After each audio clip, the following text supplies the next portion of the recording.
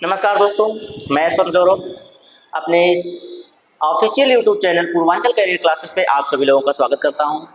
जैसा कि आप लोग लगातार प्रैक्टिस कर ही रहे हैं तो बताने की अब बार-बार ज़रूरत लग नहीं रही है। तो साइंस की श्रृंखला में मैं वही विगत वर्षों में आए हुए जो आपके कॉम्पिटिटिव एग्जाम में आए हुए प्रश्न हैं, उन्हीं को हल कराने में लगा हूँ और लगातार आपका प्रैक्टिस करवा रहा हूँ, जिससे कि आपके जितने प्रश्न उतनी टॉपिक सब हल होता जा रहा है आपका। व्याख्या महत्वपूर्ण है, व्याख्या जरूर सुना कीजिएगा, क्योंकि व्याख्या जो करता हूं मैं आए हुए प्रश्नों के से रिलेटेड ही होते हैं, या तो फिर आए हुए प्रश्न ही होते हैं जो मैं आपको व्याख्या में भी बताता हूं। आरआरबी हो, एनटीपीसी हो, और या फिर आपका यूपीएसआई या यूपीपी जेल वार्डन कुछ भी हो, तो उन सबसे रिलेटेड प्रश्न हैं इसमें। अब आपका एक नया आ गया है पेट। तो पेट के लिए भी देखिए, मैं अभी कल डिस्कशन हो रहा था कि 20 तारीख से चला दिया जाए। 20 तारीख से आपका पेट जब चलना शुरू होगा तो वो ऑफलाइन और ऑनलाइन दोनों होगा। तो ऑफलाइन मोड वाले जो होंगे उनको ऑफलाइन का भी क्या मिलेगा, लाभ मिलेगा। तो दोस्त, अगर आप लोग तैयारी कर रहे हैं और करना चाहते हैं और पास होना चाहते हैं, तो आप हमारे पूर्वांचल कैरियर क्लासेस से जुड़िए और संपर्क कीजिए। क्या व्यवस्थाएं हैं, क्या लाभ आपको मिलने वाले हैं, क्या फैसिलिटी आपको मिलने वाली है, उन सबका फायदा उठा लीजिए जल्द से जल्द। ठीक है दोस्त, तो देर ना करते हुए आज की क्लास को शुरू किया जाए। आज के क्लास में आपके बायोलॉजी के प्रश्न हैं सभी, और बेहतरीन प्रश्न हैं, आपको बहुत ही मजा आने वाला है।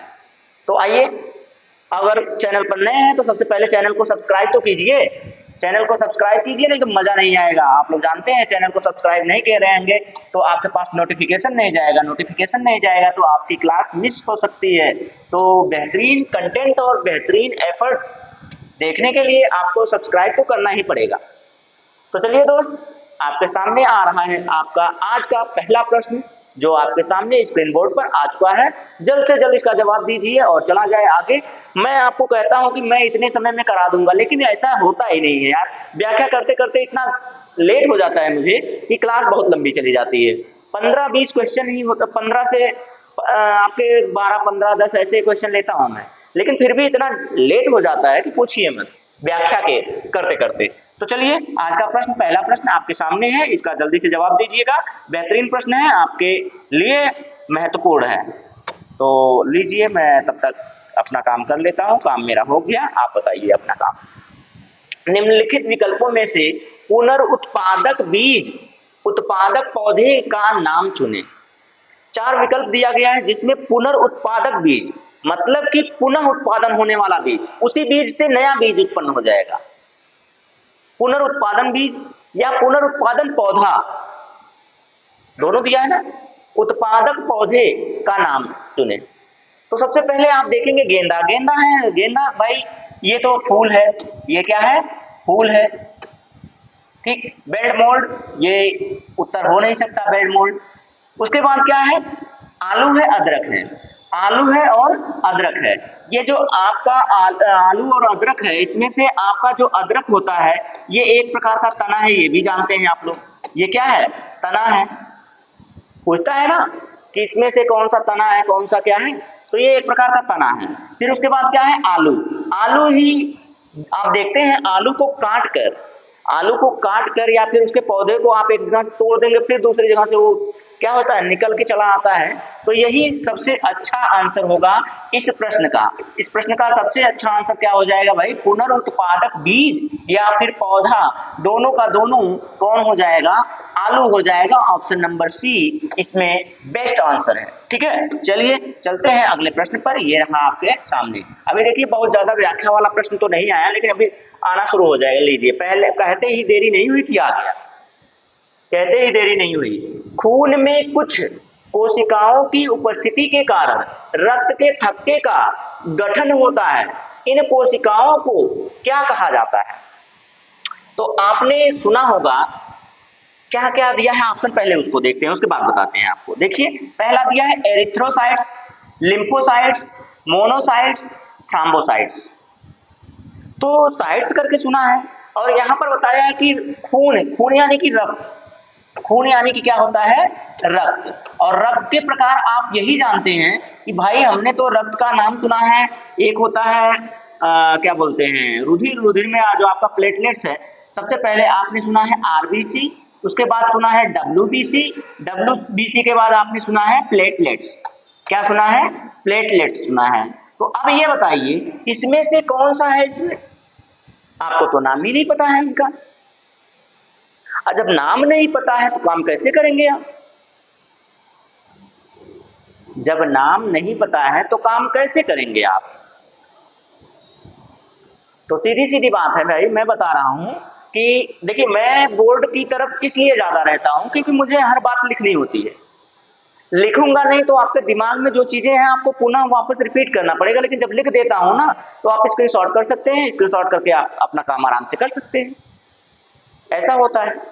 अब क्या ही करूं मैं। अब देखिए पहली बात, अब मैं आपको बढ़िया से बता दूं अगर रुधिर के बारे में, तो लीजिए सबसे पहले आपका क्या होता है, रुधिर होता है। रुधिर कितने भागों में बढ़ जाता है, 2 भागों में बढ़ता है। रुधिर कितने भागों में बढ़ता है, 2 भागों में। एक होता है रुधिर कणिकाएं, रुधिर कणिकाएं, ठीक है, एक होता है रुधिर कणिकाएं और दूसरा होता है प्लाज्मा, प्लाज्मा, ठीक है, दूसरा होता है प्लाज्मा। ये जो रुधिर कणिकाएं और प्लाज्मा है, दोनों ही रुधिर के क्या है, भाग हैं। तो ये जो रुधिर कणिकाएं होता है इसमें ब्लड कार्पसेल्स होते हैं, ये बढ़ता है आरबीसी में, आरबीसी, डब्ल्यूबीसी, और तीसरा क्या होता है, तो तीसरा आपका हो जाता है प्लेटलेट्स, ठीक है, प्लेटलेट्स। देखिए आप अगर मेरे साथ जुड़ते हैं तो मैं आपको एक से एक नई नई जानकारियां देता रहूंगा। इसके बाद अब देखो आरबीसी जो होता है, रेड ब्लड कार्पसेल्स जो होता है, इसको हम लोग एरिथ्रोसाइट्स कहते हैं। क्या कहते हैं भाई, एस नहीं है, एरिथ्रो है, तो इसको हम लोग एरिथ्रोसाइट्स कहते हैं, एरिथ्रोसाइट्स कहते हैं। और डब्ल्यूबीसी को क्या कहते हैं, ल्यूकोसाइट्स कहते हैं। क्या कहते हैं भाई, ल्यूकोसाइट्स कहते हैं, ल्यूकोसाइट्स। और प्लेटलेट्स को क्या कहते हैं भाई, प्लेटलेट्स को प्लेटलेट्स ही कहते हैं, ठीक है। अब ये देखिए, तो एरिथ्रोसाइट, ल्यूकोसाइट्स और प्लेटलेट्स को हम लोग थ्रोम्बोसाइट्स भी कह सकते हैं। प्लेटलेट्स को हम लोग क्या कह सकते हैं, थ्रोम्बोसाइट्स भी कह सकते हैं, थ्रोम्बोसाइट्स। तीनों का अलग अलग नाम मैंने आपको बता दिया, तीनों के अलग अलग नाम। अब बताइए आपको तो यही पता है ना, ये तो पता होता नहीं, ये आप भूल भी जाते हैं, आपको बार बार ये भूल जाता है। तो आप इनको याद कर लीजिए कि आर एरिथ्रो, आर एरिथ्रो, और डब्ल्यू से देखिए ल्यूको, ल्यूको, ल्यूको। अब ल्यूकोसाइट से याद, उसके बाद आप अब जाने दीजिए, बहुत लंबा प्रोसेस हो जाएगा अगर मैं बताना शुरू किया तो। प्लेटलेट्स, प्लेटलेट्स का होता है थ्रोम्बोसाइट्स होता है। अब मैं आपको बताऊं, ये जो लिम्फोसाइट्स और मोनोसाइट्स ये दोनों हैं, सबसे पहला काम आप ये देखिए, ये जो एरिथ्रोसाइट्स होता है यानी कि आरबीसी होता है, इसमें पाया जाता है हीमोग्लोबिन। इसमें क्या पाया जाता है, एचबी पाया जाता है, यानी कि हीमोग्लोबिन पाया जाता है, जो कि ऑक्सीजन का संवहन करता है। क्या करता है, ऑक्सीजन का संवहन करता है, ठीक। तो ऑक्सीजन का संवहन यानी कि हमारे शरीर में जो ऑक्सीजन पूरे अंगों में पहुंचाया जाता है, वो किसके द्वारा पहुंचाया जाता है, तो एरिथ्रोसाइट्स यानी कि आरबीसी के द्वारा, लाल रुधिर कणिकाओं के द्वारा पहुंचाया जाता है। फिर उसके बाद नंबर आता है डब्ल्यूबीसी। डब्ल्यूबीसी जो होता है भाई, इसमें देखिए मोनोसाइट्स, लिम्फोसाइट्स, लिम्फोसाइट्स में टी लिम्फोसाइट्स होती हैं, यानी कि जो हमारे शरीर को रोगों से लड़ने की क्षमता प्रदान करता है। रोगों से लड़ने की क्षमता कौन प्रदान करता है, तो डब्ल्यूबीसी। डब्ल्यूबीसी रोगों से लड़ने की क्षमता प्रदान करता है, ठीक। रोगों से लड़ने की क्षमता कौन प्रदान करता है, तो ये आपका लिम्फोसाइट्स। अब लिम्फोसाइट्स में टी लिम्फोसाइट्स सबसे महत्वपूर्ण होती हैं। मोनोसाइट्स इसी डब्ल्यूबीसी का ही प्रकार है, डब्ल्यूबीसी का ही प्रकार है। बचा क्या, थ्रोम्बोसाइट्स या प्लेटलेट्स। जो प्लेटलेट्स होती हैं, ये रुधिर का थक्का जमाने में काम आती हैं। ये क्या करती हैं, रुधिर का थक्का बनाने के काम आती हैं। रुधिर का थक्का, जैसे चोट लग जाए तो ब्लड आपका जब बहता है तो वहां पर ये क्या करते हैं, प्रोटीन्स के माध्यम से ये आप क्या करती है, रुधिर का थक्का बना देती हैं। जब रुधिर का थक्का बना देती हैं तो आपके शरीर से रुधिर का बहना कम हो जाता है, ठीक है। तो ये क्या बोलते हैं, रुधिर का थक्का बनाने के काम आती है। इसमें कौन सा विटामिन सहायक होता है, तो विटामिन आपका विटामिन के इसमें क्या होता है, रुधिर का थक्का बनाने में सहायक होता है। प्रोटीन कौन से होते हैं, फाइब्रिनोजन होता है। कौन सा क्या होता है, फाइब्रिनोजन, ठीक है, प्रोथ्रम्बिन, ये सब जो प्रोटीन होते हैं वो रुधिर का थक्का बनाने के काम आते हैं। तो इतनी सारी चीजें अगर मैं इसमें बता दूं तो ये तो यार पूरी की पूरी टॉपिक पढ़ा दी मैंने ब्लड का। अभी कुछ और चीजें हैं, जैसे कि अब ये कहिए कि हमारे बताइए, रुधिर का थक्का, चोट लगती है तो रुधिर का थक्का बन जाता है, हमारे शरीर के अंदर रुधिर का थक्का क्यों नहीं बनता है, तो उसमें एक प्रोटीन होता है हिपैरिन। हिपैरिन नाम का जो प्रोटीन होता है वो हमारे शरीर के अंदर रुधिर को जमने नहीं देता है। नसों में उसे जम जाएगा तो दिक्कत हो जाएगी, ब्लॉक हो जाएगा और फिर डेथ हो सकती है, तुरंत तय हो जाएंगे, दुनिया छोड़ जाएंगे। तो दुनिया छोड़ने की किसी का इरादा होता नहीं है, ठीक है। तो ये इसमें कौन सा आंसर हो जाएगा आपका, तो ऑप्शन नंबर डी इसमें बेस्ट आंसर हो जाएगा आपके लिए, ठीक है। बाकी सारी चीजें जो मैंने लिखा है वो आप ध्यान से देखते रहिए, बहुत लंबी टॉपिक है भाई रुधिर, इसमें बताने लगूंगा तो 2-3 क्लासेस तो ऐसे ही निकल जाएंगे। चलिए अगले पर चलें। जीवित प्राणियों में निषेचन के दौरान, फर्टिलाइजेशन के दौरान नर और मादा गैमेट का संलयन होता है। मतलब कि इसमें यह कह रहा है कि शुक्राणु और अंडाणु, शुक्राणु यानी कि जिसे आप स्पर्म कहते हैं, और दूसरा क्या है, अंडाणु, अंडाणु जिसे आप एग कहते हैं। क्या कहते हैं, एग कहते हैं, ठीक है। एग या आप इसे ओम भी कह सकते हैं, ठीक है, ओम। तो ये नर में होता है और ये मादा में होता है, ठीक है, ये नर में होता है और ये मादा में होता है। नर और मादा के मिलने, संलयन का मतलब क्या होता है, मिलना। संलयन का क्या मतलब होता है, मिलना। दोनों जब मिलते हैं, अंडाणु और शुक्राणु जब मिलते हैं, यानी कि जब नर और मादा निषेचन की क्रिया करते हैं, निषेचन की क्रिया का मतलब जब दोनों आपस में शारीरिक संबंध बनाते हैं, ठीक है, इतना जानिए। कोशिका बनाने के लिए, एक कोशिका बनाने के लिए होता है जिसे कहा जाता है, तो ठीक है, जब ये दोनों मिलते हैं, ये दोनों निषेचन की क्रिया के दौरान जब मिलते हैं तो इनको हम लोग जाइगोट कहते हैं। जब ये दोनों मिल जाते हैं तो इसको हम क्या कहते हैं, जाइगोट कहते हैं। और जाइगोट की हिंदी जो होती है वो होती है युग्मनज। क्या होती है, युग्मनज होती है, ठीक है, युग्मनज होती है। और इस क्रिया को क्या कहते हैं, इस क्रिया को निषेचन कहते हैं, लिखा हुआ है। इस क्रिया को हम लोग क्या कहते हैं भाई, निषेचन कहते हैं। यानी कि इसे हम लोग क्या कहते हैं, फर्टिलाइजेशन कहते हैं, फर्टिलाइजेशन कहते हैं, ठीक है, फर्टिलाइजेशन कहते हैं। तो अब आपको समझ में आ गया होगा इसका आंसर क्या हो जाएगा। शुक्राणु, भाई शुक्राणु तो मिल ही रहा है, डिंब को भी हटा दो और भ्रूण को भी हटा दो, यहाँ पे एम्ब्रियो का कोई मतलब नहीं है। बचा क्या, ये बचा आपका युग्मनज, ठीक है, युग्मनज। तो ये फैलोपियन ट्यूब यानी कि आपका जो फैलोपियन ट्यूब होता है, गर्भाशय होता है, वहां पर ये मिलते हैं। तो ये दोनों मिलकर युग्मनज बनाते हैं। युग्मनज बनाने का किस क्रिया के द्वारा बनाते हैं, निषेचन की क्रिया का। जब दोनों मिल जाते हैं तो निषेचन की क्रिया हो जाती है, ठीक। अब इसका आंसर क्या हो गया, इसका आंसर आप देख लीजिए, हो गया गैमेट। गैमेट का मतलब क्या होता है, गैमेट का मतलब होता है युग्मज। गैमेट का मतलब क्या होता है भाई, वो युग्मनज है, ये युग्मक है, युग्मक, ठीक है, ये युग्मक होते हैं। ये होता है नर युग्मक और ये होता है मादा युग्मक, ठीक है। दोनों का दोनों समझ जाइए आप। जब मैं आपको ये सब पढ़ाता हूं तो आपको समझना चाहिए सारी बातें। इतना ज्यादा डिटेल्स में कोई समझाने वाला कब मिलेगा सारे प्रश्नों को। चलिए प्रश्न नंबर 4 आपके पास लीजिए। आराम करने वाले व्यक्ति की नाड़ी की दर आमतौर पर प्रति मिनट धड़कने के बीच होती है। कितने धड़कन के बीच होती है भाई। जैसे आपने सुना है कि सामान्य व्यक्ति जो होता है, जागता हुआ व्यक्ति जो होता है, उसकी 1 मिनट में 72 बार उसका दिल धड़कता है। दिल धड़क जाए, प्रश्नों को देखकर आपके दिल की धड़कन बढ़ जाती है। क्यों बढ़ जाती है, पेपर का नाम सुनते ही आपकी दिल की धड़कन बढ़ जाती है, और आपके बाबू सोना का नाम सुनते ही आपके दिल की धड़कन बढ़ जाती है ना।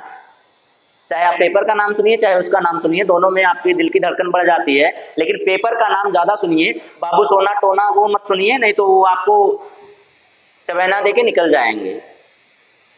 चलिए, तो यहाँ देखिए कितनी बार धड़कता है भाई, पर मिनट की बात करें तो पर मिनट कितना होता है, पर मिनट का मतलब 1 मिनट में 72 बार धड़कता है। ये तो नॉर्मल इंसान की बात है। लेकिन इसने क्या पूछा है, आराम करते हुए व्यक्ति, जब एकदम सामान्य आराम करता हुआ व्यक्ति तो थोड़ा सा शिथिल हो जाता है, थोड़ा सा क्या हो जाता है, शिथिल। देखिए 72 से 80 बार जो दिया है, 72 से 80 बार ये सामान्य की बात हो जाएगी। लेकिन जब सामान्य की बात कर रहा है आराम करने वाले, आराम का मतलब होता है कि जो आपका हृदय होता है ना, वो आराम तो कभी नहीं करता है, लेकिन उस समय थोड़ा सा शिथिल जरूर हो जाता है, थोड़ा सा धीमी गति कर लेता है अपनी, क्योंकि उसको ज्यादा प्रेशर मारने की जरूरत नहीं पड़ती है। तो यही बेचारा आराम करता है। हृदय हृदय कभी आराम नहीं करता है। आपके शरीर में अगर पूछा जाए कि कौन सा ऐसा अंग है आपके शरीर में जो 24 घंटे 24/7 काम करता है, तो क्या बताएंगे आप? तो आप यही कहेंगे ना, तुम दिल की धड़कन में रहते हो। मतलब आपका हृदय, आपका दिल 24 घंटे कार्य करता है। तो दिल में किसी को जगह मत दीजिए, दिल में वैसे ही इतनी प्रॉब्लम बढ़ी हुई है, बेचारा 24 घंटे काम करता है, तो एक्स्ट्रा उसको आप कोई काम मत दीजिए। जो काम होता है वो आपके दिल का नहीं होता, वो आपके ब्रेन का होता है। ठीक है, समझ जाइए, बस इशारा काफी है आप लोगों के लिए। तो सीधी सीधी बात है भाई, आराम करते समय ये 60 से 75 बार, 60 से 75 बार होता है। किसी भी व्यक्ति के आराम करने की मुद्रा में आपके हृदय की धड़कन की जो है, दिल की धड़कन जो है इतनी बार धड़कती है। यही इसका आंसर हो जाएगा। समझ गए आप? जब व्यक्ति दौड़ता है तो जिस स्पीड में दौड़ेगा उसी स्पीड में उसकी हार्ट बीट भी बढ़ती है। धड़कन को क्या कहते हैं अंग्रेजी में? इसे कहते हैं हार्ट बीट, दिल की धड़कन, दिल की धड़कन। ठीक है, दिल धड़क धड़क जाए। चलिए, दिल की धड़कन, आपको मजा आ जाए। एक वयस्क इंसान सामान्य रूप से 24 घंटे में लगभग 1.5 से के बाद पूछ रहा है कि कितना मूत्र विसर्जित करता है। सही बात है भाई। एक सामान्य व्यक्ति जो होगा अगर इससे कम कर रहा है तो समझिए उसके शरीर में पानी की कमी है या किसी रोग से ग्रसित है। अगर कोई इंसान 1.5 लीटर मूत्र से कम विसर्जित कर रहा है, इसका मतलब है कि उसका शरीर डिहाइड्रेट हो रहा है या फिर उसको कोई रोग है, कोई बीमारी उसके अंदर, कोई विकार उसके अंदर है, या इससे ज्यादा हो रहा है, तब भी दिक्कत है कि आपने पानी ज्यादा पिया होगा। ठीक, तो अब आप इसका आंसर बताइए कि भाई एक इंसान 24 घंटे में लगभग कितना करना चाहिए किसी को मूत्र विसर्जन, जिसमें आप जानते हैं कि क्या क्या चीजें निकलती है। 95% तो पानी होता है। इसमें क्या होता है, आपका आपके मूत्र में अगर संगठन की बात करें तो अब कहेंगे, आप लोग कहेंगे सर जी ये क्या उठा लिए आप, भाई प्रश्न पूछता है आपका, यहाँ से आपके शरीर का कार्य है ये। आप शर्माने लगते हैं कि मूत्र की बात कर रहे हैं कि सर जी इसमें क्या, अरे भाई गौमूत्र आप लोग है ना, पतंजलि और बाबा जो आपके सीएम बाबा हैं वो पीते हैं, उसी में नहाने का प्रयास करते हैं, गाय का गोबर खा रहे हैं, तो हम बता नहीं सकते? जानना जरूरी है, आया हुआ प्रश्न है भाई, ये थोड़ी मैं अपने से बना के लाया हूँ, आया हुआ प्रश्न है, आपके यूपीपी में आया हुआ प्रश्न है, यूपीएसआई में आया हुआ प्रश्न है, तो बताना तो बनता ही है मेरा। तो ये 95% जो होता है ना, 95% इसमें वाटर होता है। वाटर का मतलब जल होता है। ठीक, 95% होता है। 2% 2.5%, 2% और 2.5%। अब इसमें से कौन सा यूरिया है, कौन सा अमोनिया है, और 0.3 यूरिक एसिड, यूरिक एसिड। ठीक है, यूरिक एसिड। अब इसमें से कौन सा अमोनिया है बताइएगा, और कौन सा, बहुत ज्यादा अंतर नहीं है, हल्का सा अंतर है अमोनिया और इसमें क्या नाम है इसका,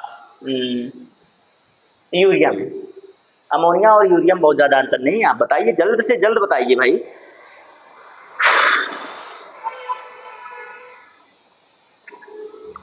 तो ये दो जो होता है ये होता है लवण, और ये जो दो होता है ये होता है यूरिया। और इसी में ना के बराबर की जो मात्रा है, देखिए कुछ बचा हुआ भाग है ना, तो वो भाग हो जाता है अमोनिया का। किसका भाग होता है?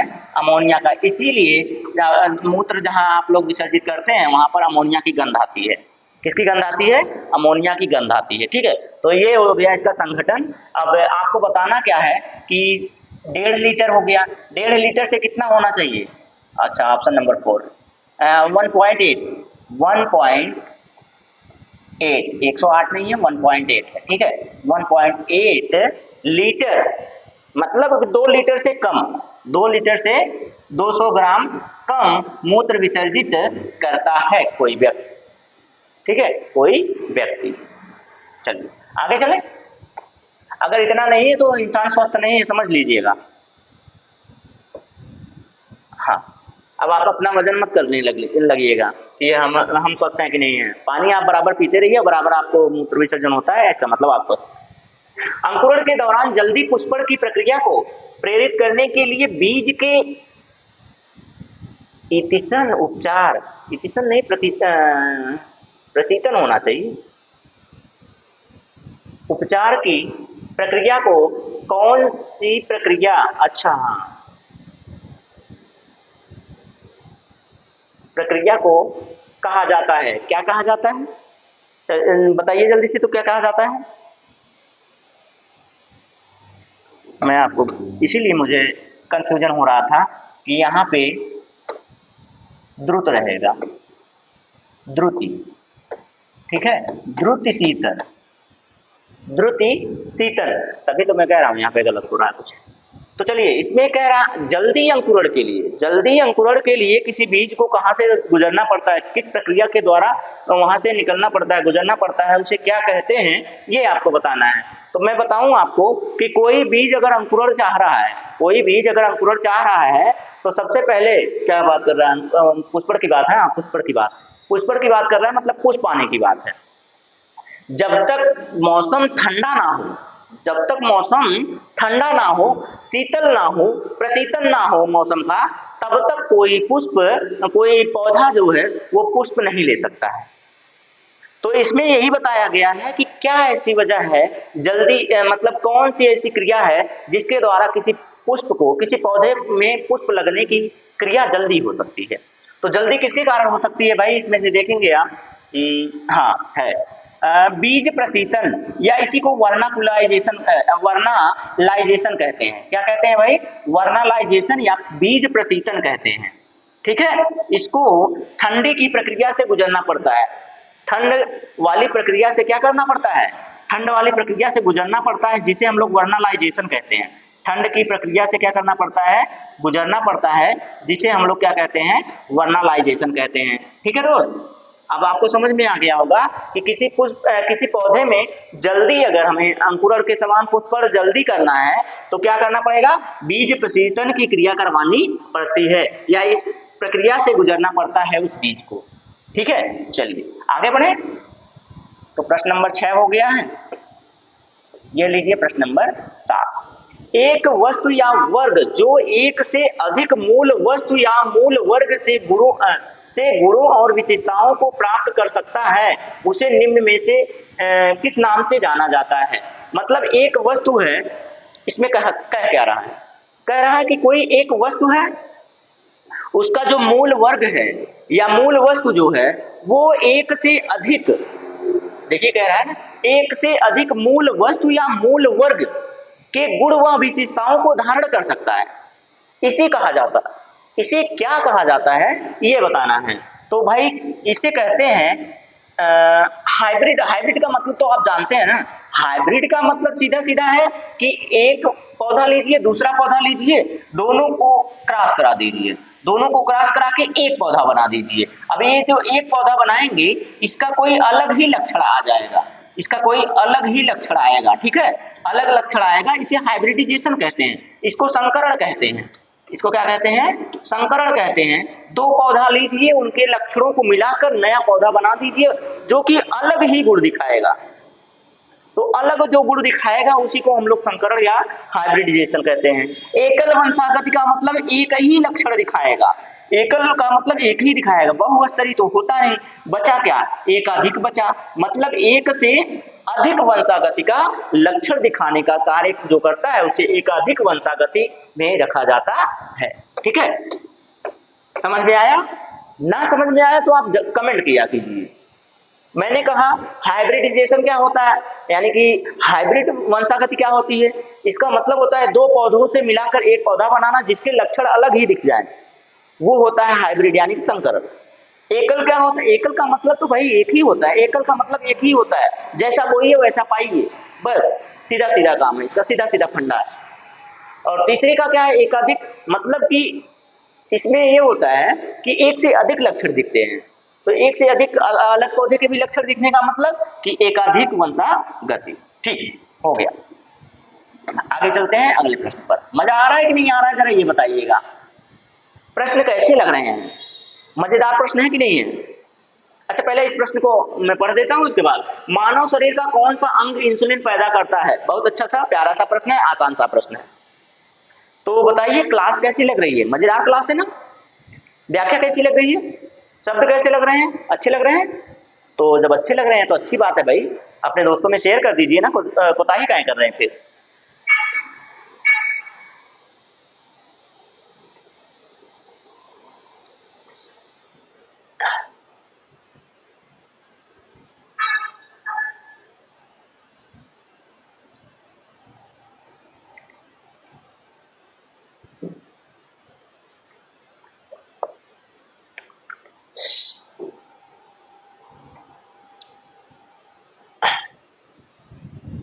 चलिए बताइए, तो इसमें क्या पूछा, इंसुलिन। इंसुलिन एक प्रकार का हार्मोन होता है, क्या होता है, एक प्रकार का हार्मोन होता है जो हमारे शरीर में शुगर को नियंत्रित करता है। हमारे शरीर में शुगर हो जाती है ना, अरे सबसे भयानक बीमारी है भाई शुगर।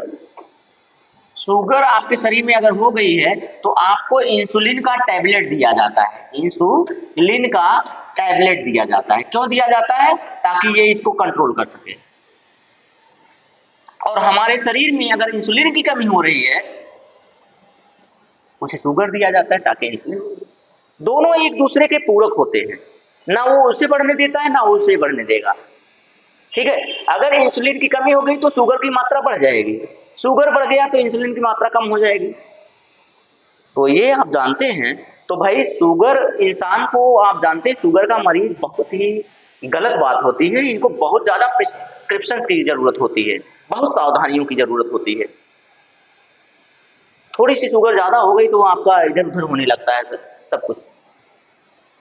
चलिए फिर ये बताना इसमें आपको है कि हाँ ये मतलब किस अंग, कौन सा अंग है जो इसे पैदा करता है, यकृत। यकृत आप जानते हैं कि यकृत जो होता है ना, ये पित्तरस स्रावित करता है। क्या करता है, पित्तरस स्रावित करता है। और जब ये पित्तरस स्रावित करता है तो भाई पित्ताशय क्या करता है, पित्ताशय उसको संग्रह करता है, इसका संग्रह करता है। स्रावित कहां पर होता है, पित्तरस। तो ये प्रश्न आपको उलझाने के लिए कई बार पूछा गया है कि भाई पित्तरस जो होता है वो स्रावित कहां से होता है, यानी पैदा कहां से होता है। ये प्रश्न आपसे बार बार पूछा जाता है। तो आपको ऑप्शन में यकृत और पित्ताशय दोनों होता है। यकृत से ये पैदा होता है लेकिन संग्रह कौन करता है, पित्ताशय करता है, ब्लैडर करता है। ठीक है, तिल्ली, तिल्ली का मतलब आप जानते हैं, तिल्ली आपको हिंदी में लिखा है इसने, इसका मतलब होता है प्लीहा। इसका मतलब क्या होता है भाई, इसका मतलब होता है प्लीहा, या इसको अंग्रेजी की बात करें तो इसे कहते हैं स्प्लीन। तो एक मिनट, इसको क्या कहते हैं भाई, इसको कहते हैं हम लोग स्प्लीन कहते हैं। अंग्रेजी में इसको हम क्या कहेंगे, हम लोग अंग्रेजी में इसको स्प्लीन कहते हैं। ठीक है, आई लगा सकते हैं आप, स्प्लीन बोलते हैं उसको, स्प्लीन। ठीक है, हम डबल ई लिख दिए, कोई बात नहीं है, आपको जानना चाहिए कि स्प्लीन ही कहते हैं, कुछ भी कहेंगे तो स्प्लीन ही कहेंगे। ओ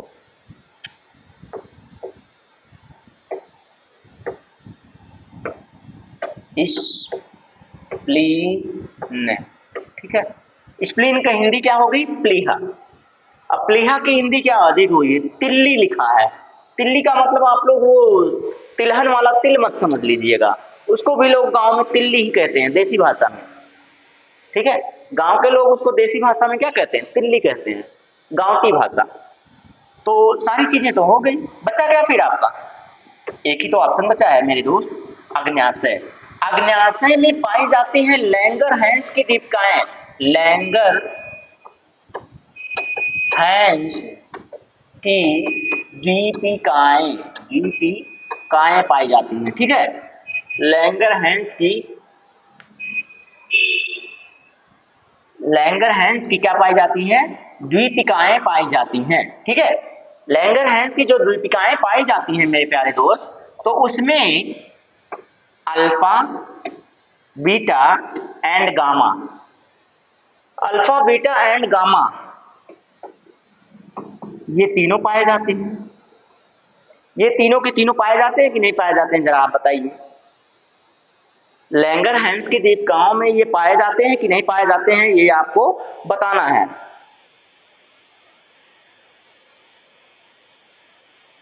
ठीक है, ये जो कोशिका लैंगरहैंस की दीपिकाओं में ये कोशिकाएं पाई जाती हैं मेरे प्यारे दोस्त, तो उसमें से जो ये बीटा कोशिका है, बीटा कोशिका ही इंसुलिन का निर्माण करती है। बीटा कोशिका ही इंसुलिन का क्या करती है, निर्माण करती है। तो अब आपको समझ में आ गया होगा कि भाई बीटा कोशिका अग्न्याशय में लैंगरहैंस की दीपिकाएं होती हैं, जिसमें बीटा कोशिका होती है, बीटा सेल होती है। बीटा सेल जो होता है वही इंसुलिन का निर्माण करता है, और ये जब बीटा सेल थोड़ा सा डिस्टर्ब हो जाता है, इंसुलिन का निर्माण कम हो जाता है, तो आपके शरीर में शुगर बढ़ जाती है, और जब शुगर बढ़ जाती है तो आप क्या हो जाते हैं, मधुमेह के शिकार हो जाते हैं। मधुमेह यानी कि शुगर के शिकार हो जाते हैं, ठीक है। तो इसमें से कौन सा ऑप्शन सही हो जाएगा मेरे प्यारे दोस्त, मेरे प्यारे दोस्त इसमें अग्न्याशय सही हो जाएगा, क्योंकि उसका छोटा आंसर कोई दिया ही नहीं है। जब नहीं दिया है तो अग्न्याशय हो गया। अग्न्याशय जरा बताइएगा, तो अग्न्याशय एक मिश्रित ग्रंथि है। अग्न्याशय एक क्या है भाई, मिश्रित ग्रंथि है। और ग्रंथि कितने प्रकार की होती हैं, मिश्रित ग्रंथि है, ठीक है। मिश्रित ग्रंथि है, ग्रंथियां कितने प्रकार, ग्लैंड्स जो होती हैं वो कितने प्रकार की होती हैं, अगर बताने। भाई ज्यादा लंबा चला जा रहा है क्या, एक होता है बाह्य और एक क्या होता है, आंतरिक, ठीक है। तो जाने दीजिए, इसके बाद लंबा चला जाएगा, लंबा जाने से अच्छा है ना जाया जाए।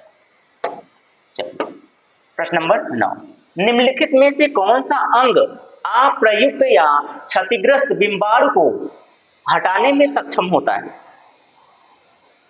क्या प्रश्न पूछा गया है, क्षतिग्रस्त या फिर अप्रयुक्त, जो प्रयोग के लायक नहीं है उनको वो क्या करता है, बिंबाणु को हटाने का प्रयास। बिंबाणु का मतलब प्लेटलेट्स होता है, कार्पसेल्स होता है। कार्पसेल्स का मतलब जैसे आपने पढ़ा है रुधिराणु, रुधिराणु को ही बिंबाणु कहते हैं, उनके अणुओं को।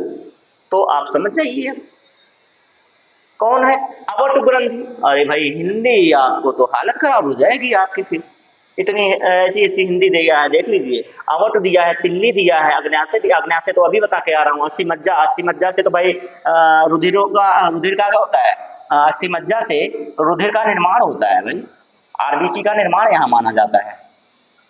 और अग्न्याशय अभी अभी बताया मैंने कि इसमें लैंगरहैंस की दीपिकाएं होती हैं, जिसकी वजह से बीटा सेल होता है। बीटा सेल में से क्या निकल के आती हैं, बीटा सेल में से आपका ये निकल के आती हैं, यार क्या नाम है उसका, अभी मैं बता रहा हूँ, इंसुलिन निकल के आता है, जो हमारे शुगर को कंट्रोल करता है। ठीक, ये हो गया, दो ऑप्शन हो गए। अवट ग्रंथि यहाँ कोई काम नहीं बचा। क्या तिल्ली, तिल्ली का मतलब अभी अभी मैंने बताया ना, प्लीहा, अभी अभी मैंने बताया है प्लीहा या स्प्लीन, प्लीहा या स्प्लीन अभी अभी बताया है मैंने आपको।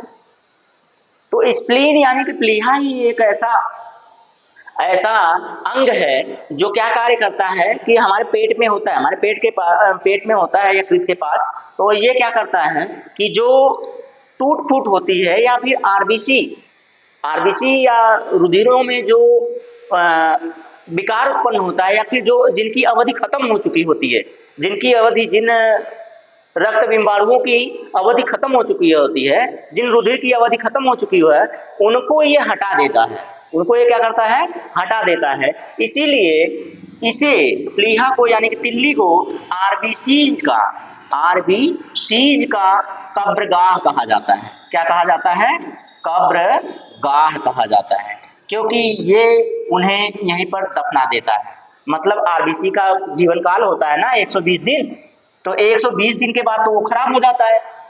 120 दिन के बाद आरबीसी यानी कि रेड ब्लड कार्सेल्स जो होते हैं वो खराब हो जाते हैं। तो कहाँ जाते हैं? तो ये जो प्लीहा है ना, इनको क्या करता है? इनको हटा देता है, इनका भक्षण कर लेता है, इनको समाप्त कर देता है, नष्ट कर देता है। तो इसीलिए आरबीसीज का कब्रगाह कहा जाता है किसको? प्लीहा, तिल्ली या स्प्लीन को। मजा आ रहा है? इतनी बढ़िया व्याख्या इतनी शुद्ध शब्दों में मुझे नहीं लगता कोई करेगा भाई। चलिए आप लोगों के लिए वो भी फ्री में, वो भी फ्री में, पूर्णतः निःशुल्क है। महाधमनी के शीर्ष पर शुरू होती है। किसके शीर्ष पर शुरू होती है भाई? महाधमनी। यहाँ पर बात आ गई आपके हार्ट, किसकी? हार्ट की। हार्ट यानी कि दिल, हार्ट यानी कि दिल, दिल यानी कि हृदय, दिल यानी कि क्या? हृदय, हृदय यानी कि क्या? आप लोग कहते हैं करेजा, लेकिन करेजा तो कुछ और होता है। ठीक है, तो समझ में आया? लाइट आ गई, एक मिनट मैं कुछ काम कर लूँ। हाँ, हार्ट, दिल, हृदय, ये जो है आपका तो इसमें पूछा जा रहा है महाधमनी। एक होता है धमनी, एक होती है महाधमनी, एक होता है सिरा, एक होता है महासिरा। तो जो ये महाधमनी है मेरे दोस्त, तो पूछ रहा है ये खुलता कहाँ पे है? दाहिना नीले, बायां नीले, दाहिना आलिंद, बायां आलिंद। 4 भागों में आपका है जो हृदय होता है वो बटा होता है। जो आपका हृदय होता है वो कितने भागों में बटा होता है? 4 भागों में बटा होता है। तो 4 भागों में यहाँ पे होता है डाइकस्पिड वाल्व, यहाँ पे होता है ट्राइकस्पिड वाल्व। तो ट्राइकस्पिड वाल्व के पास ही महाधमनी खुलती है। ट्राइकस्पिड वाल्व के पास ही क्या होती है? महाधमनी, त्रिवलनी कपाट जो होता है, इसको आप क्या कह सकते हैं? त्रिवलनी कपाट कहते हैं, या फिर ट्राइकस्पिड वाल्व, ट्राइकस्पिड वाल्व। ठीक है, ट्राइकस्पिड वाल्व कहते हैं। तो एक होता है डाइकस्पिड वाल्व, द्विवलनी कपाट, ये दोनों के दोनों हृदय में। हृदय में आप जानते रहिए 2 कपाट पाए जाते हैं। हृदय में कितने कपाट पाए जाते हैं? 2 कपाट पाए जाते हैं। एक होता है त्रिवलनी कपाट और एक होता है द्विवलनी कपाट। द्विवलनी कपाट, 2 कपाट होते हैं। मैंने ये आपको अलग चीज बताई है थोड़ा सा, इसीलिए मैं इसके जो सामान्य चीजें हैं उसको नहीं बताना चाह रहा हूं, क्योंकि जल्दी आगे बढ़ना है, लंबा क्लास हो जाएगा। तो इसमें आपको मैं जल्दी से बता के निकल जाऊं तो क्या बायां आलिंद कहीं दिख रहा है? बाएं आलिंद के पास ही आपका दिखता है क्या? बाएं आलिंद के पास ही आपका त्रिवलनी कपाट होता है और वहीं पर महाधमनी उसके शीर्ष पर ही शुरू होती है, महाधमनी। बस इतना जानिए।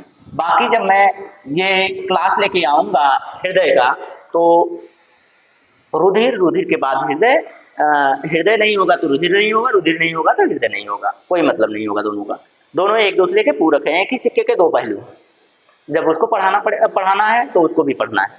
ठीक, चलिए अच्छी बात है। तो इसका आंसर बायां नीले वेंट्रिकल। लीजिए ये प्रश्न आया, बढ़िया प्रश्न आया, बढ़िया और लंबा प्रश्न, अच्छा प्रश्न, बेहतरीन प्रश्न है। थोड़ा दिमाग इसमें लगाना पड़ेगा आप, लेकिन प्रश्न बहुत आसान सा है। बड़ा भले है, प्रश्न आसान है। दिखा दूं मैं। फेफड़े की ऐसी कौन सी बीमारी है जो क्रिस्टलीय सिलिका के अंतः श्वसन अवधारणा और उसके प्रति फुफ्फुसीय प्रतिक्रिया के कारण होती है, जो लंबे समय तक पत्थर तोड़ने और उत्खनन कार्य से जुड़े रहने की वजह से लोगों में पाई जाती है? राष्ट्रीय मानवाधिकार आयोग इस बीमारी पर नियंत्रण और उसकी रोकथाम की आवश्यकता पर जोर दे रहा है। ठीक है, तो इसमें से मैंने ये प्रश्न तो आपको पढ़ दिया, आप इस प्रश्न को अपने हिसाब से पढ़कर इसका उत्तर कीजिएगा। और मैं आपको बता दूं कि भाई ये पत्थर तोड़ने वाले मजदूर जो होते हैं ना, उनमें ये बीमारी होती है। पत्थर तोड़ने वाले मजदूर या उत्खनन करने वाले मजदूर, उनमें होती है। और मैं बता दूं तो भाई शीशा जो काटते हैं, जो लोग शीशा काटते हैं, जो मजदूर शीशा काटने का कार्य करते हैं उसमें, और जो इंसान पत्थर रगड़ने या काटने का कार्य करते हैं, रगड़ने या काटने का कार्य करते हैं उनको, और जो मूर्ति मिट्टी से मूर्ति बनाने का कार्य करते हैं उनको, और जो इंसान बर्तन बनाते हैं मिट्टी या पत्थर का जो बर्तन बनाते हैं, बर्तन बर्तन बनाते हैं वो, और साथ ही साथ जो बालू लादते हैं, बालू की लदाई करते हैं या फिर खुदाई करते हैं वो, मतलब इन सब मजदूरों के अंदर, इन सभी मजदूरों के में ये रोग पाया जाता है, ये बीमारी पाई जाती है, ये बीमारी उत्पन्न हो जाती है उनकी सांस से। जब वो सांस लेते हैं तो जो कण उड़ते हैं पत्थर के या बालू के या फिर मिट्टी के जो कण उड़ते हैं, वो कण उनके शरीर में, लेड, शीशा भी लिखा हुआ है, लेड के जो कण होते हैं उनके नाक के माध्यम से उनकी श्वसन नलिका में चली जाते हैं, और चले जाते हैं तो ये इस प्रकार की क्रिस्टलीय सिलिका की बीमारी हो जाती है उनको। अब ये बीमारी हो जाती है उनको, तो बताइए इस बीमारी का नाम क्या है, इस बीमारी का नाम क्या है ये बताना है आपको। सबसे पहली बात तो मैं बता दूं, वो आपको यहाँ पर, हाँ यहाँ पर आपको पहले ही वो दे दिया गया है, इसका पहले ही हिंट दे दिया गया है, सिलिका, सिलिका हिंट दे दिया गया है, तो आप आसानी से देख सकते हैं आप। चिरकालिक प्रतिरोधी फुफ्फुसीय रोग, या फिर चिरकालिक का मतलब क्या होता है भाई, थोड़े समय के लिए ना, चिरंजीवी हो, चिर का मतलब अधिक समय के लिए। फुफ्फुसी कैंसर होता है क्या, कैंसर हो जाता है, या मेसोथेलियोमा हो जाता है, नहीं। सीधी सीधी बात मैं आपको बताऊं तो सीधी सीधी बात यही है इसमें कि मेरे दोस्त, उसने कहा है सिलिका, सिलिका, ये देखिए सिलिका, सिलिकोसिस, सिलिकोसिस, सिलिकोसिस नामक बीमारी हो जाती है उन मजदूरों में। बेचारे मजदूर हैं, काम करते हैं, अब मजबूरी के हिसाब से काम तो करना ही पड़ेगा उनको, दैनिक जीवन यापन के लिए कुछ तो चाहिए होता है, पैसे चाहिए होते हैं, तो उसके लिए उनको वहां जाना पड़ता है, और ये सिलिकोसिस नामक उनको बीमारी हो जाती है। समझ आया? अच्छी बात, बहुत अच्छी बात है, समझ में आना चाहिए। ऑप्शन इसमें सी वाला ऑप्शन हो जाएगा। चलिए, ये रहा प्रश्न नंबर 12। प्रश्न नंबर 12, मछली की किस्मों में के तलमज्जी प्रकार कहाँ पाए जाते हैं? अब देखिए, मछली से प्रश्न पूछ लिया, मछुआरों से, मत्स्य पालन से पूछ लिया, तो अब मत्स्य पालन, मत्स्य में से ये इसने ये पूछा है कि एक प्रकार की तलमज्जी मछली होती है, वो कहाँ पर पाई जाती है? तलमज्जी, नाम उसका याद कीजिए तो आपको हिंट मिलेगा। तल मतलब मछली है तो पानी में ही पाई जाएगी, सीधी सीधी बात, मछली है तो पानी में पाई जाएगी, बोला है तलमज्जी, तल तल तल मतलब तली में रहने वाली, सीधी सीधी अच्छी बात। भूमध्य रेखीय क्षेत्र के निकट, भूमध्य रेखीय क्षेत्र के निकट नहीं, गलत बात। खुले समुद्र की सतह पर नहीं, उसने तली में कहा है। ध्रुवीय क्षेत्र में नहीं, तो बचा क्या, एक ही ऑप्शन बचा, समुद्र के गहरे पानी में, समुद्र के गहरे पानी में पाई जाती है कौन सी मछली? तलमच्छी, तलमज्जी, तलमज्जी मछली। लाइए तलमज्जी मछली को और खूब बढ़िया से तल के हाथ मीज मीज के खाइए तलमज्जी मछली। आगे चलें, अगले प्रश्न की तरफ चलें। चलिए अगले प्रश्न की तरफ रुख करते हैं अपना। दीजिए, क्लास कैसी लग रही है कमेंट जरूर कर दीजिए यार, आप लोग कमेंट नहीं करते हैं, अच्छा नहीं लगता है। अरे फ्री क्लासेस मिल रही हैं फिर भी आप लोग कमेंट नहीं करेंगे, क्या मतलब है?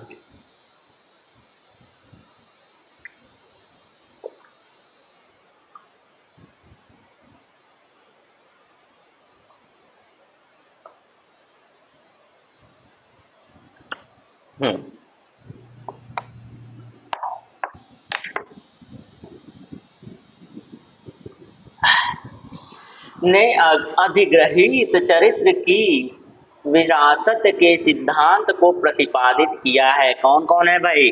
ओहो, तीनों लोग हैं इसमें, लैमार्क है, मेंडल है, डार्विन है, बेंजामिन है, बेंजामिन भाई इन सबसे अलग हो जाते हैं, इन सबसे अलग हो जाते हैं बेंजामिन। ठीक है, बेंजामिन को हटा ही दीजिए, बचा क्या? डार्विन, डार्विन ने जैव विकास दिया था ना, जैव विकास का सिद्धांत, जैव विकास का सिद्धांत दिया था ना, सही है, प्रतिपादन किया था इन्होंने, सिद्धांत। ठीक, मेंडल ने क्या दिया था? आनुवांशिकी का सिद्धांत, आनुवांशिकी का सिद्धांत।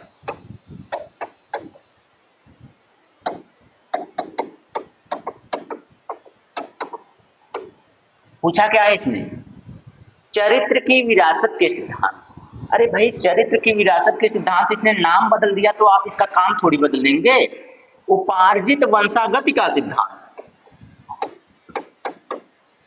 उपार्जित वंशागति का सिद्धांत।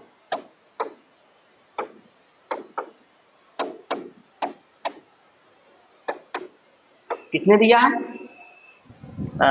जीन बैप्टिस्ट डी लेमार्क, इनका पूरा नाम, डी इसमें हटा दिया है।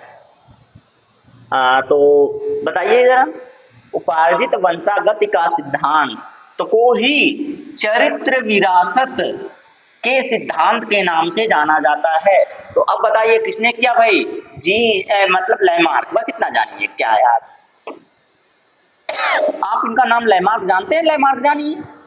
ग्रेगर जॉन मेंडल, पूरा नाम चार्ल्स डार्विन, डार्विन के नाम से जानते हैं इनको, मेंडल के नाम से जानते हैं इनको, लेमार्क के नाम से जानते हैं। तीनों के तीनों ने बायोलॉजी में बड़ा ही योगदान दिया है, महत्वपूर्ण योगदान दिया है। अच्छी बात है, चलिए आगे चलें। इसमें तो जान गए ना आप, लेमार्क ने किया था। चरित्र विरासत के सिद्धांत को ही हम लोग उपार्जित वंशागत का सिद्धांत कहते हैं।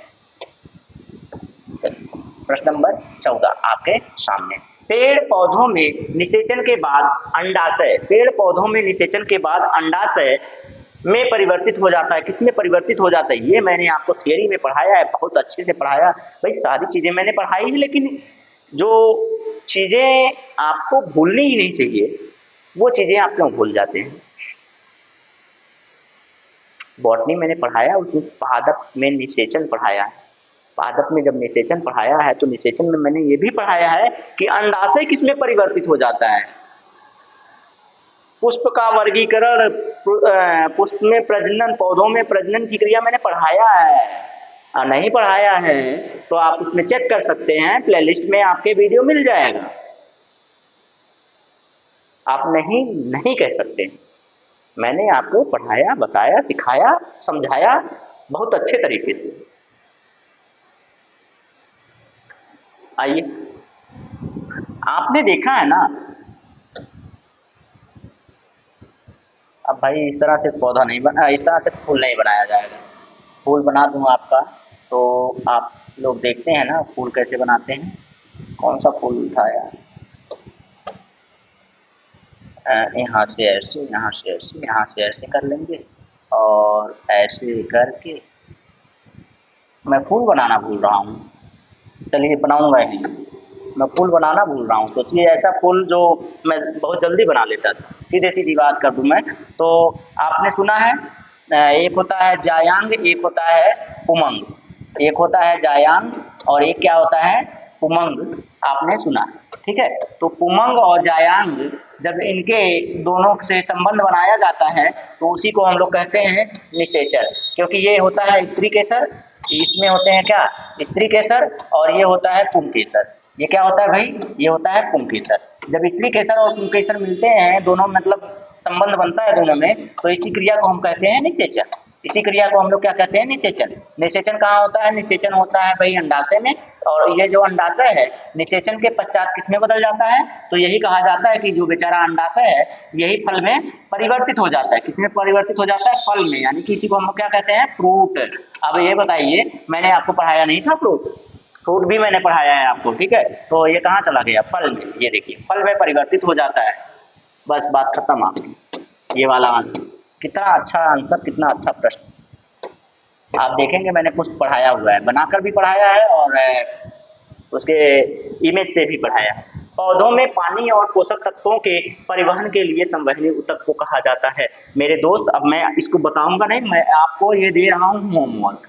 मैंने आपको कई बार बताया है, मैंने आपको कई बार बताया है कि ये क्या होता है, ठीक है। होमवर्क ये, और ये हो जाएगा, आप कमेंट करेंगे तो हो जाएगा कमेंट वर्क। ये आपके लिए बेहद ही अच्छा प्रश्न, बेहद ही महत्वपूर्ण प्रश्न, इंपॉर्टेंट प्रश्न है, आया हुआ प्रश्न है। मैं कह रहा था आपको कि ये आने वाला प्रश्न है भाई, आप इसको जरूर नोट कर लिया कीजिए। इंपॉर्टेंट क्वेश्चन है ये आपके लिए, इंपॉर्टेंट क्वेश्चन, ठीक है। तो ध्यान दिया कीजिए, अच्छे अच्छे प्रश्न हैं। मैं 2 कार्ड दे रहा हूँ, कोलेनाइमा हटा दे रहा हूँ और ये इसके काइमा हटा दे रहा हूँ। बस बचा दो आपके लिए, दो ऑप्शन में से 50-50 कर दिया हूँ। अब 50 में से आप निकाल लीजिएगा और चलता हूँ थोड़ा सा आगे। आगे देखूँ कोई प्रश्न हो तो बता दो, नहीं है? हाँ, नहीं है। तो दोस्तों अगर चैनल पर नए हैं तो चैनल को सबसे पहले सब्सक्राइब कीजिए। सब्सक्राइब करने के लिए देखिए पूर्वांचल कैरियर क्लासेस सब्सक्राइब कर लीजिए। और बेहतरीन लग रहा है प्रश्न, अगर सेशन अच्छा लग रहा है तो सेशन को अपने दोस्तों में भी शेयर कीजिए और शेयर करने के बाद उनको बताइए कि भाई अगर कोई दिक्कत हो रही, कोई समस्या हो रही है तो आपके पास नंबर दिए गए हैं आपको, आप उस पर संपर्क कर लीजिए।